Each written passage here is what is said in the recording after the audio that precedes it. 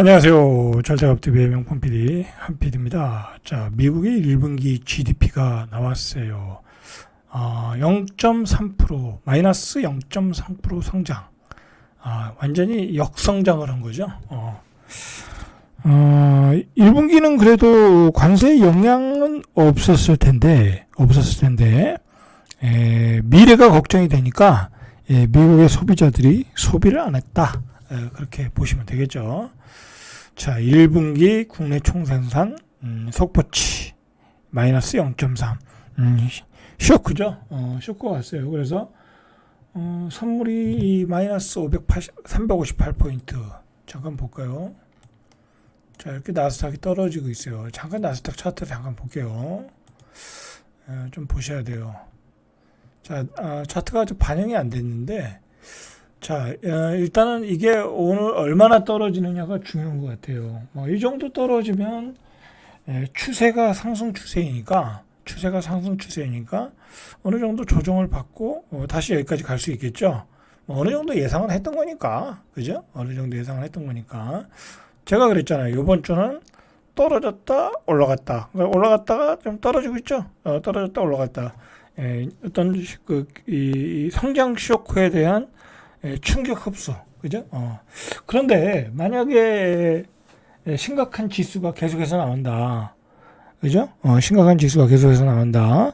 그러면은 조금 더 하락이 더 깊을 수는 있죠. 근데 지금은 어쨌든 상승 추세이니까 단기적으로 조정을 어느 정도 받고 여기까지는 가지 않겠냐. 이제 저는 그렇게 봤던 거죠. 이건 두고 봐야 되는 거죠. 원래 얼마나 시장이 조정을 받나. 그리고 이렇게 지수가 마이너스 0.3%가 나오면은 잠깐 볼까요? 좀 구체적인 내용을 좀 봐야 될 것 같아요. 자, 미국 경제 분석국 발표 1분기 1월부터 3월까지예요. 1월부터 3월 0.3%. 지난해 4분기가 GDP가 2.4% 플러스 2.4%예요. 근데 플러스 2.4가 마이너스 0.3이 된 거예요. 자, 이렇게 미국 경제가 분기 기준으로 역성장한 것은 2022년 1분기 이후에 3년 만에 처음이다. 자, 이제 역성장이 나왔으니까 또 금리 인하 얘기가 나오겠죠.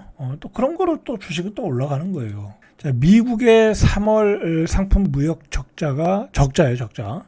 1620억. 사상 최대치.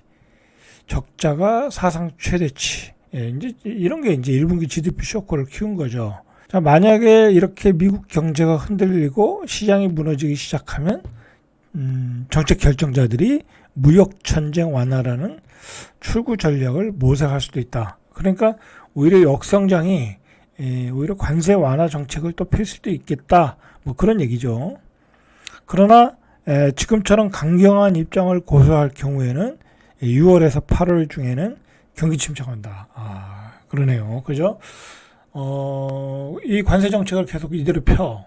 그죠? 이대로 펴. 그러면은 사람들이 물가가 올라가니까 소비를 안 하겠죠? 그러면은, 마이너스 1%, 그죠? 마이너스 1%, 2분기는 마이너스 1% 이상 나겠죠? 자, 그럼 경기 침체가 올 수 있다. 라고 경고를 하고 있는 거예요. 미국의 분석가들은. 자, 그러니까 지금 물가도 또 올라갈 거 아니에요. 그죠? 관세가 올라가니까.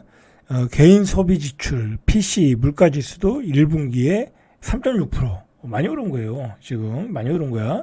3.6%. 자, 지난 4분기에, 작년 4분기에 2.4% 상승보다 높다. 그러면은 앞으로도 더 올라올 거 아니야. 더 올라올 거 아니야. 그러면 다음 분기에는 4.6%, 5%막 그렇게 될 거 아니에요. 자, 그렇게 되면 또 금리 인하도 못 해요. 자, 그러니까 연준이 어떤 결정을 할지 참 어렵죠. 그러니까 트럼프가 파월 의장을 압박하는 거예요. 금리 인하하라고. 그러나 이렇게 물가가 올라가는데 어떻게 금리 인하 하겠어요. 자, 원래는 월가 전문가들이 이 GDP 속보치를 0.4% 플러스로 예상했어요. 그죠? 플러스로 예상했는데 마이너스 0.3이 된 거야. 자, 그러니까 어떻게 되겠어요? 다음 분기는 경기 침체가 올 수 있을 확률이 높죠. 그죠? 자, 우리가 이렇게 미국의 현재 상황을 우리가 알아야 돼요. 왜냐하면 미국의 경기는 우리의 수출 실적과 연관이 되는 거니까, 그리고 중국의 경제와도 연관이 되는 거니까. 자, 이렇게 세계 질서가 무너지고 있는 거예요. 세계 질서가.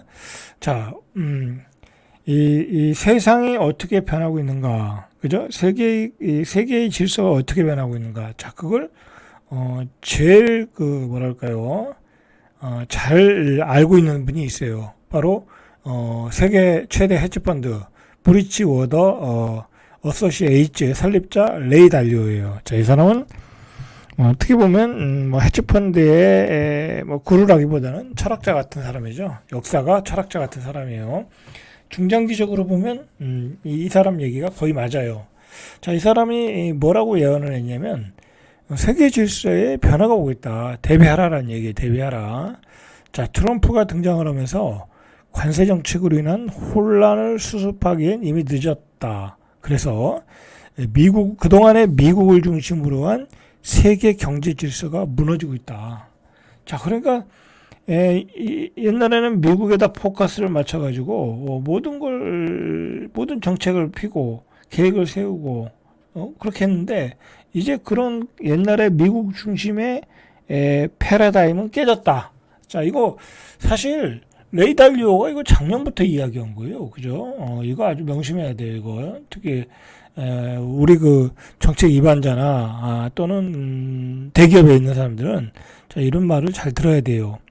자, 레이 달리오는 미국으로 수출하는 기업이나 미국과 교육하는 수입업체 상당수가 미국과 거래 자체를 대폭 축소할 것이다.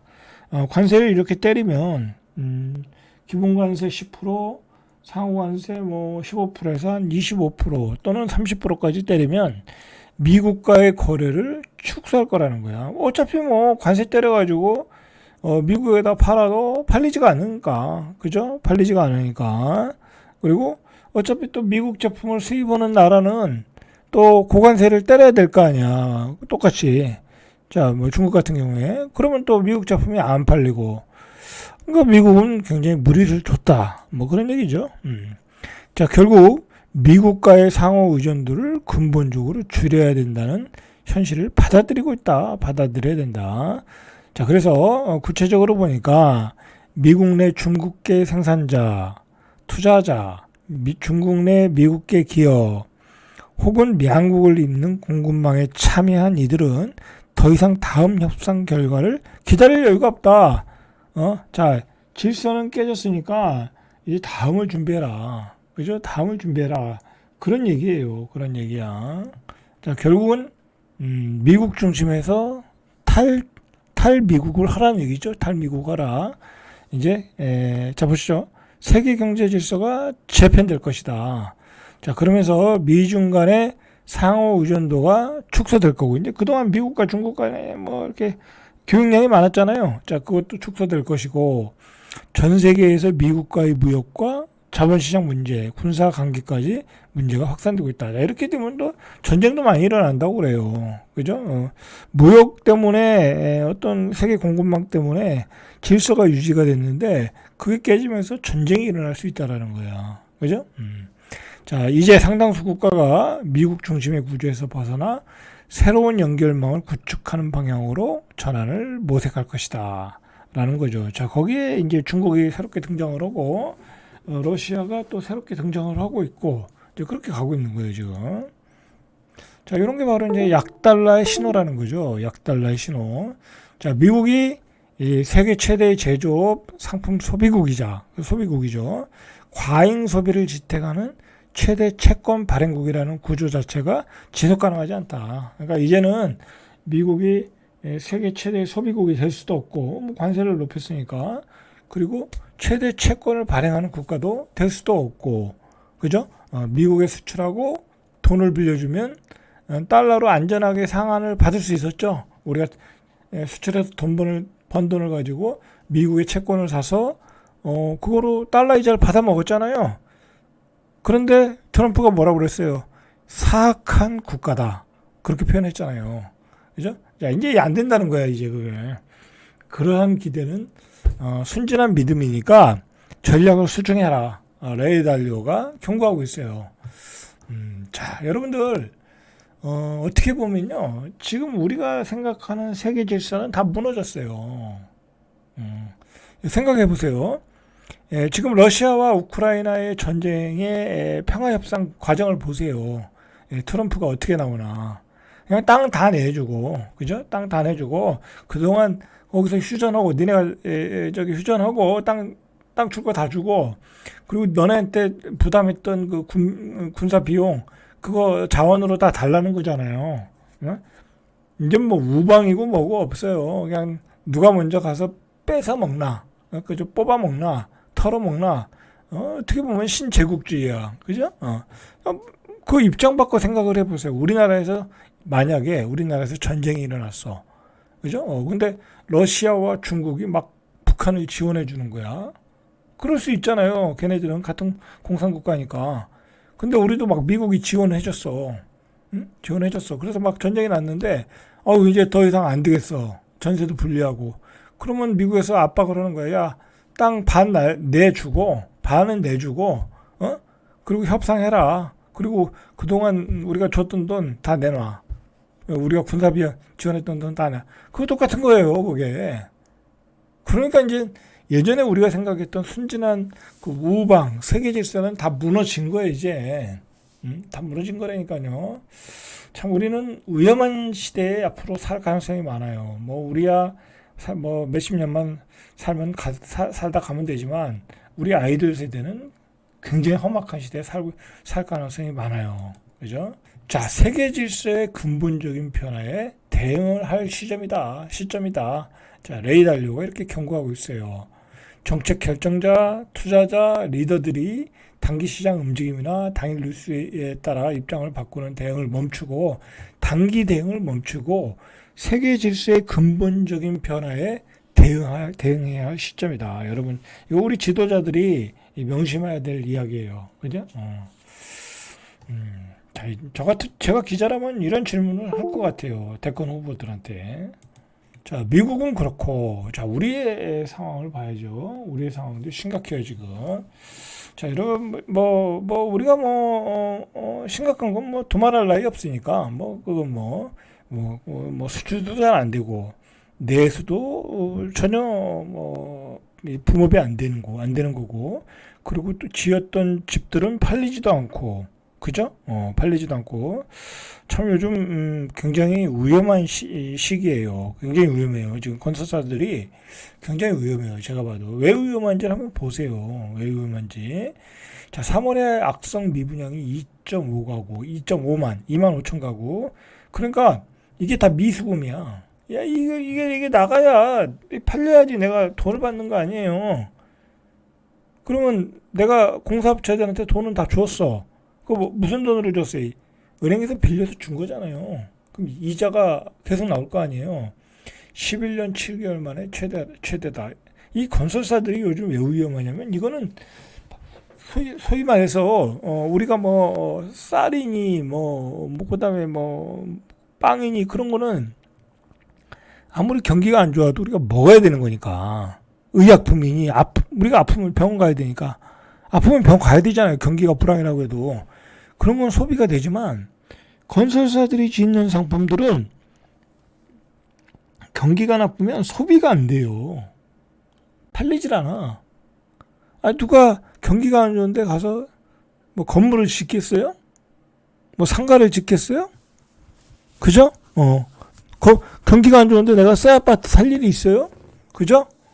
특히 지방 같은데. 자, 그러니까 건설사들은 팔아먹을 게 없는 거야.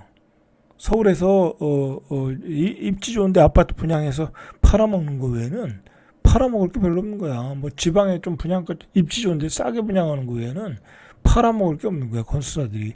그러니까 얼마나 어렵겠어요. 그것도 메이저 건설사들이 간신히 그렇게 하고 있지만 다른 데는 그렇게 하고 있지 못하다고. 조그만 업체들은 지방에 있는 업체들은. 그러니까 지방에 있는 업체들이 계속해서 부도가 나는 거야. 자, 이렇게 미분양이 늘어나고 있어요. 미분양이 늘어나고 있다. 자, 인허가도 좀 늘어나고 있다는데 지금 정부가요, 공공발주들, 그죠? 공공 발주들 계속해서 내야 돼요. 뭐 토목공사 아니면 공공기관 공사할 거 그런 것들 빨리 발주를 내줘야 돼요. 지금 안 그러면 건설사들 계속 망해요. 자, 이렇게 수도권은 뭐 0.7% 늘어났고 지방은 7.1% 늘어났고 경상도 23%, 전라북도 28%, 부산도 7.8%, 대구도 6%. 그냥 지면 미분양이 늘어나는 거야. 준공 미분양이. 자, 건설사 공사 미수금이요. 15조 원을 돌파했다라는 거야. 그러니까 우리나라 지난해 국내 상위 20개사 건설공사 상위 20개사네요. 그죠? 20개사 공사 미수금이 못 받은 돈이 15조 원이라는 거야. 야, 이는 2년 새 4조 원이 늘어났다. 15조 원에 대한 이자가 얼마나 많겠어요. 자, 어떤 공사에서 못 받았나 그게 중요한 거예요. 지방 아파트, 그 다음에 지식산업센터, 상업용 부동산. 그죠? 자, 이런 것들은 다 그동안 건설 경기가 좋을 때 다 졌는데 안 팔리는 거야. 지방 아파트 안 팔리고요. 지식산업센터 안 팔리고요. 자, 이러니까 계속 늘어나겠죠, 미수금이. 자, 이런 케이스도 있어요. 그 생활형 숙박시설이라고 또 엄청나게 또 무식하게 져가지고 다 팔아먹었죠. 자, 근데 이게 건설사들이 지들이 져놓고서 비싸게 팔아먹고 떼돈을 벌려고 그랬죠. 그러나 이게 결국은 지들의 발목을 잡았어요. 우리 그 국민들에게 사기치려다가 사기쳐서 팔아쳐먹으려다가 발목을 잡힌 거야. 이게 어떤 문제가 나왔냐면 이거 대출도 안 나오잖아요. 그죠? 이거 오피스텔인 줄 알고 거주용이 가능한 줄 알고 샀는데 실거주가 어려워졌죠? 그러니까 수분양자들이 사기 분양이다, 부실공사다 하고 주장하면서 소송을 걸어버렸어요. 잔금을 치르지 않고. 소송을 걸었는데 뭐 잔금을 치르고 소송 걸는 건 아니잖아요. 자, 그렇게 해서 이 강서구 롯데캐슬 루에스 지역이 굉장히 인기가 있던 지역이거든요. 입지가 좋으니까. 근데 올해 초 수분양자의 80%에게 계약 해지를 통보했다라는 거야. 그래서 현재 소송 중이다. 그러면은 집은 다 져놨는데 임대도 못 나. 그죠? 이게 소송의 결말이 나야지. 그러니까 어떻게 됐어요? 미수금이 쌓인 거죠. 그죠? 자, 태영건설 같은 경우에는 지난 6월에 향동지구, 고양시 향동지구, 상암동 위에 있죠. 거기에 지식산업센터를 준공하고도 250억 원의 공사비를 수금하지 못했다. 그죠? 왜? 팔리지가 않으니까, 잔금을 못 치르니까. 자, 올해 2월 기업해상을 신청한 시공능력평가 71위의 삼부토건도 지난해 8월 공사를 마친 물류창고, 경산 물류창고 사업장에서 120억 원의 미수금 발생했다. 자, 이렇게 짜잘한 것까지 다 미수가 발생하고 있다라는 거죠. 자, 지난해 건설사 20곳의 미청구 공사비가 17조 원. 1년 전보다는 소폭 감소했지만 23년 14조 6천억보다는 16% 증가했다. 자, 이 미수 때문에 결국은 부도가 나는 거예요. 그죠? 자, 건설업계에서는 매출 대비 적정 미청구 공사 비율을 25% 이하로 본다는 거예요. 25% 이하. 자, 근데 25% 이하인데 자꾸 늘어나고 있다라는 거죠. 대방건설이 10%에서 18%로 늘어났고, 태영건설이 15%에서 19%로 늘어났고, 그죠? KCC가 15%에서 26%로 늘어났고, 자꾸 늘어나고 있다라는 거예요. 자, 그러니까 정부가 지금 악성 미분양 주택을 지금 매입하고 있죠. 58개 업체에 3,536가구를 신청했다라는 거야. 뭐 그래도 이거라도 사줘야 뭐 건설사가 버티는 거예요. 자, 오늘은 여기까지 잘때갑TV의 명품 PD 한 PD였습니다.